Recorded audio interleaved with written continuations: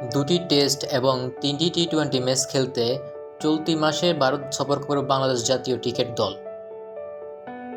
সেখানে 19 সেপ্টেম্বর চেন্নাইয়ে প্রথম টেস্ট খেলবেন নাজমুল হোসেন শান্তরা এবং দ্বিতীয় টেস্ট হবে কানপুরে। আর এই দ্বিতীয় টেস্ট ঘিরে বিশৃঙ্খলা সৃষ্টির হুমকি দিয়েছে কট্টরপন্থী সংগঠন অখিল ভারত হিন্দু মহাসভা। ভারতীয় গণমাধ্যম এবিপি জানায়, কানপুরে বাংলাদেশ ভারত দ্বিতীয় টেস্ট ঘিরে হিন্দু মহাসভার হুমকি বিষয়টি ভারতীয় ক্রিকেট নিয়ন্ত্রণ সংস্থা বিসিসিআইকে জানিয়েছে দেশটির গোয়েন্দা সংস্থা। অন্যদিকে এর আগে 6 অক্টোবর গোয়ালিয়র টি-20 সিরিজের প্রথম ম্যাচের পিচ কুপিয়ে নষ্ট করার হুমকি দেয় কট্টরপন্থী সংগঠন হিন্দু মহাসভা।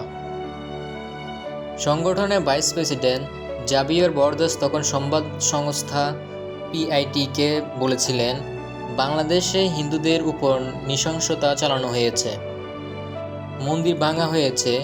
এই কারণে হিন্দু মহাসভা সিদ্ধান্ত নিয়েছে গোয়ালিয়রে ভারত বাংলাদেশ ম্যাচে প্রতিবাদ জানানো হবে। এদিকে হিন্দু মহাসভার হুমকির কারণে দ্বিতীয় টেস্টে ভেন্যু বদলে যেতে পারে বলে জানিয়েছেন ভারতীয় গণমাধ্যম। কানপুরে বিকল্প ভেন্যু হিসেবে ইন্দোরের কথা ভাবা হচ্ছে, যদিও ভেন্যু বদলের ভাবনায় বিষয়ে বিসিসিআই এখনও কিছু জানায়নি।